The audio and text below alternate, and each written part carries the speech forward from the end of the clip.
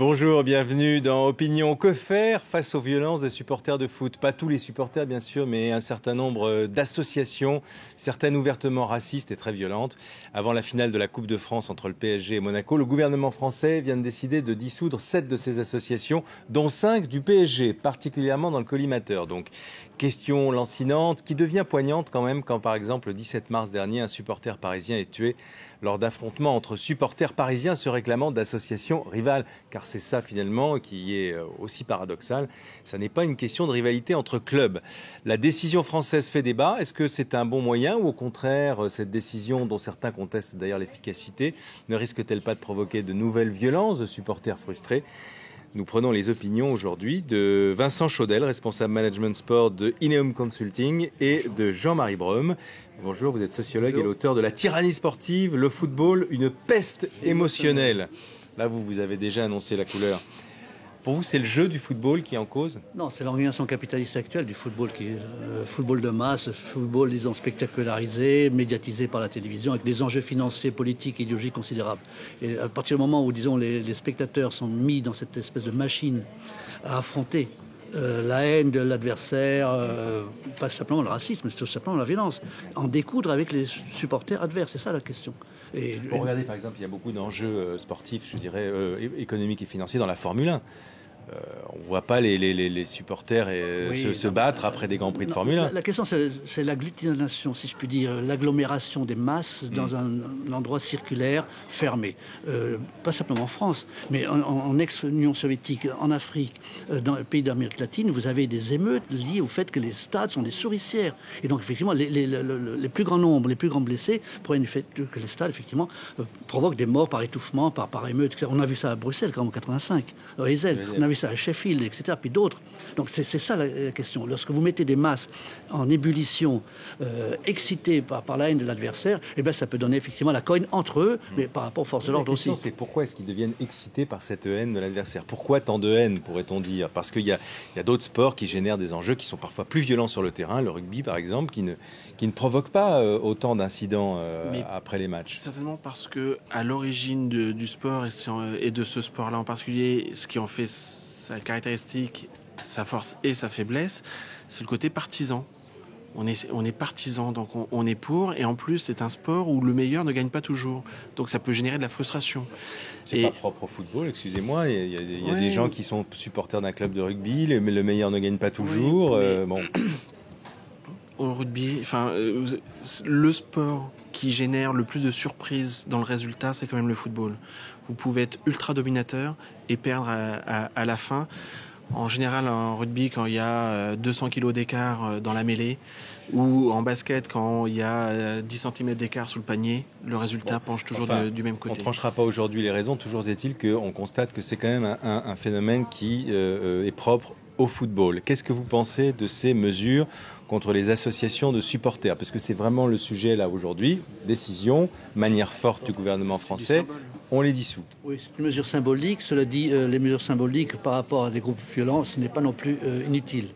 Ça ne réglera pas la question, puisque ces supporters-là vont se recomposer d'une autre manière, bien entendu, vont trouver des formes plus présentables, et les violences, les fights, comme on dit, se feront avant ou après. Donc, plus effectivement des phénomènes de surprise sur les gradins. On est à l'abri de rien du tout. La prochaine finale entre le PSG et Monaco, il y a quand même 2000 CRS mobilisés. Donc effectivement, les pouvoirs publics craignent. Il y a une habitude, surtout quand le PSG. Ça devient l'état de siège. Alors, il y a aussi, je regrette aussi peut-être de dire qu'il y a, en France en tout cas, au sein du problème propre au football, un problème quand même particulier Paris Saint-Germain, non? Le problème Paris Saint-Germain, déjà, en soi, on est sur quelque chose d'anachronique. C'est-à-dire que dans une ville de plus de 10 millions d'habitants, on a un seul club. Donc forcément, dans 10 millions d'habitants, dans cet univers-là... Qui n'a pas d'identité très forte. Hein. Qui est relié au Saint-Germain, il faut le dire à ceux qui ne savent pas, c'est une banlieue qu'au sud de Paris. C'est pas tellement le public du Paris Saint-Germain. Mais de toute façon, 10 millions d'habitants pour se reconnaître dans un seul club, à Londres, on n'a pas ce genre de phénomène. Pourquoi ? Parce qu'à chaque communauté, entre guillemets, ou à chaque groupement correspond un club. Donc là, forcément, on va être dans un mélange des gens qui peut créer des tensions. Donc, et c'est vraiment un cas spécifique à la France. Parce que nos voisins ont souvent plusieurs clubs qui représentent plusieurs parties des villes.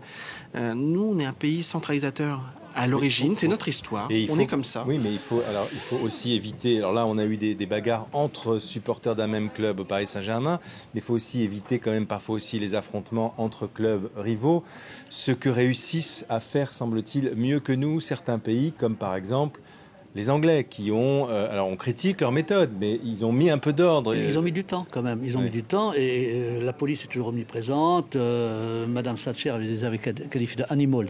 Hein. Donc il faut être prudent. Pas la police, les supporters, bien sûr. Bon. Les hooligans. Moi j'ai vu des images effectivement au PSG où les CRS se font vraiment littéralement assassiner.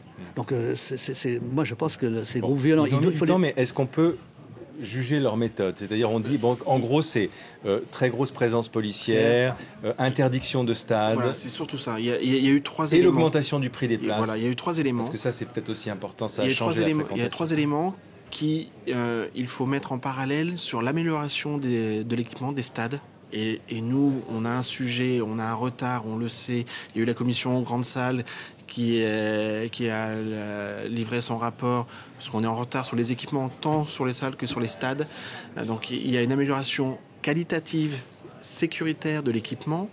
Il y a les systèmes de suivi des spectateurs avec le cadre légal qui le permet. C'est-à-dire, si je suis violent, je suis identifié, je peux être isolé et puis être sanctionné, être banni du stade. Mais aujourd'hui, c'est relativement difficile. On n'a pas Ça se fait dans certains clubs, par exemple à Grenoble, je voyais, il y a de la vidéosurveillance. Oui, ça reste compliqué parce qu'il faut repartir de cela. Alors que, suite à l'affaire du Heysel, par exemple, en Belgique, vous aviez un cadre légal qui a été aménagé pour lutter contre ce phénomène-là, où chaque individu pouvait acheter maximum 4 places, et les 4 places étaient liées à son nom, et si dans ces 4 places il y avait une violence, lui était suspendu. Donc à partir du moment... Mais quand on fait ça, on réduit la liberté individuelle, on fiche les gens. Donc qu'est-ce que l'on veut Je voudrais revenir quand même sur cette question posée par les associations de supporters, parce que certains disent au moins... Bon, c'est pas un mal nécessaire, mais au moins elles ont le mérite d'exister. C'est-à-dire, c'est une forme quelque part d'organisation des supporters. Si vous les interdisez, au fond, vous avez toujours les supporters, mais ils sont plus encadrés. Est-ce qu'il ne faut pas avoir une politique plutôt de, je sais pas, de formation des responsables, des associations, comme ça se passe dans certains clubs? Ça me paraît difficile. Des gens qui fonctionnent à la haine, qui fonctionnent à l'identification primaire, qui fonctionnent à la cogne, au baston, parce que c'est ça l'idéologie de la plupart de ces groupes violents. Moi, j'ai quand même participé à plusieurs émissions et j'ai assisté à des scènes dans les stades. L'idéologie de ces groupes-là, c'est rentrer dans la gueule aux voisins. Voilà. À partir du moment-là, vous ne ferez pas de la formation. Le football étant un prétexte. Le football est un prétexte. Le problème, est-ce qu'on peut généraliser? La question, c'est comment se fait-il que ces groupes-là trouvent un certain écho médiatique, y compris au sein des spectateurs, qui laissent faire, où ils sont impuissants, voire complices. Et puis c'est marrant de voir, effectivement, on a vu ça pour la bannière des ch'tis. Il y a quand même une espèce je dirais, de complaisance. Vous pensez que le Paris Saint-Germain, par exemple, n'a pas réagi assez vite face à ses supporters? Évidemment. Ça fait des années que cette affaire-là dure. Le PSG, effectivement, a essayé d'intégrer ces groupes-là dans la gestion du club. Ça n'a pas marché. Il y a 2 choses. C'est-à-dire que les supporters sont aussi les clients des clubs. Et voilà. Donc ça rend la chose complexe.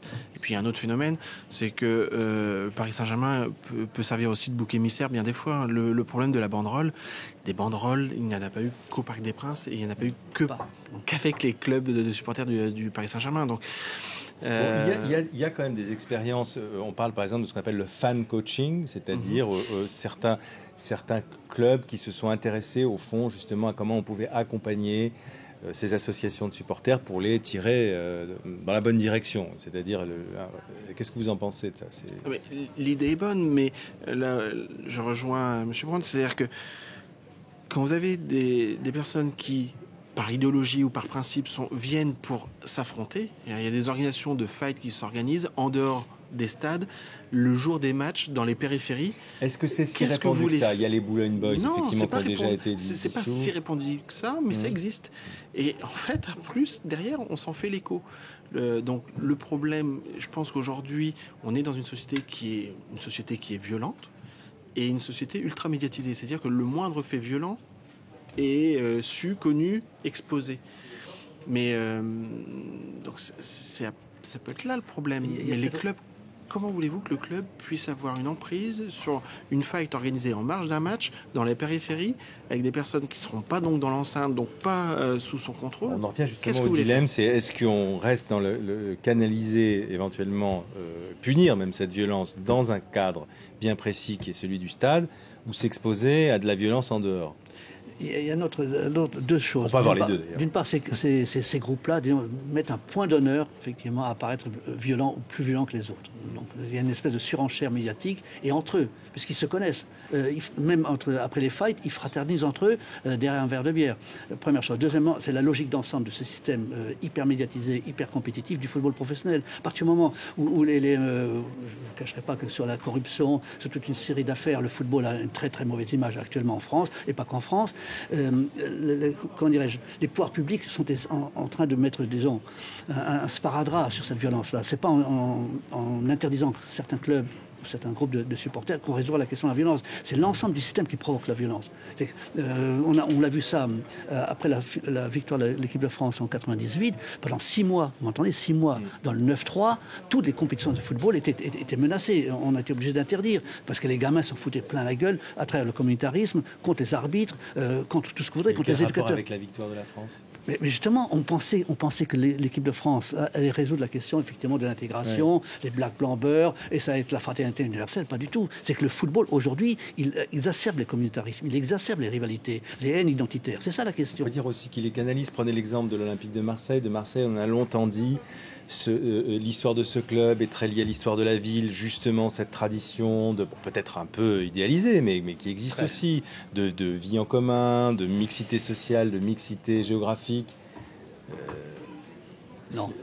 Vous ne croyez pas à ça? Mais non, évidemment. Pourtant, il y a quand même relativement moins de problèmes dans ces temps. Non, mais c'est moins grave. C'est peut-être moins grave. Mais il y a toute une série de violences, disons, endémiques comme ça. Bon, quand Marseille perd, les supporters marseillais, c'est pas des amateurs non plus, quand ils viennent à Paris. On a vu les scènes à Marseille de lynchage. Je ne sais pas si vous vous souvenez. Des bus et autre chose. Sur les aires de repos c'est pas propre à la France, d'ailleurs. On a vu ça, le match entre l'Algérie et l'Égypte. Vous voyez, un peu partout, le football provoque ce phénomène, disons, de surenchère identitaire. C'est une opposition. Une opposition partisane, vous l'avez raison. Vous parliez tout à l'heure de la Formule 1, mais la Formule 1, on vient en spectacle. On vient voir les belles filles, les belles voitures.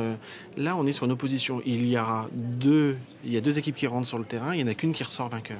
C'est la guerre en crampon. C'est pas le propre du football. Il y a d'autres sports collectifs qui sont sur ce même modèle-là. Je suis pas sûr qu'il soit toujours à l'abri de phénomènes violents, surtout quand il y a des phénomènes de foule importants. Bon, finalement, pour conclure, vous opteriez pour dire mesure symbolique, mais elle ne réglera pas le problème. Vous êtes d'accord là-dessus? Ça ne peut pas se limiter à cela si on veut régler le problème. On peut peut-être même voir une frustration de par cette interdiction. Et puis, je dirais qu'il faut quand même replacer ça dans le contexte politique global. Effectivement, c'est M. Hortefeux, M. Sarkozy font une politique sécuritaire. Depuis les régionales, on cherche un peu les sujets qui sont un peu dans l'air du temps. Bon, donc les hooligans, effectivement, c'est facile. Il n'y a pas de problème. Soit dit, moi je suis pour les mesures symboliques. Je pense qu'effectivement, à un moment donné, il faut mettre un coup d'arrêt. Quand il y a mort d'homme, c'est plus possible. Il faut que ce soit accompagné d'autre chose. C'est-à-dire que l'association dissoute, c'est une chose, les individus ne sont pas dissous, eux. Ouais. Vous pensez qu'il faut s'axer plus sur les individus, c'est ça? Oui, mais et l'association reste le symbole. Donc on ne peut pas exclure le symbole, c'est intéressant, mais il ne faut pas se limiter à ça. S'intéresser aux individus. Merci beaucoup, messieurs, pour avoir participé à cette opinion. D'autres infos sur France 24. Bonne journée à vous tous.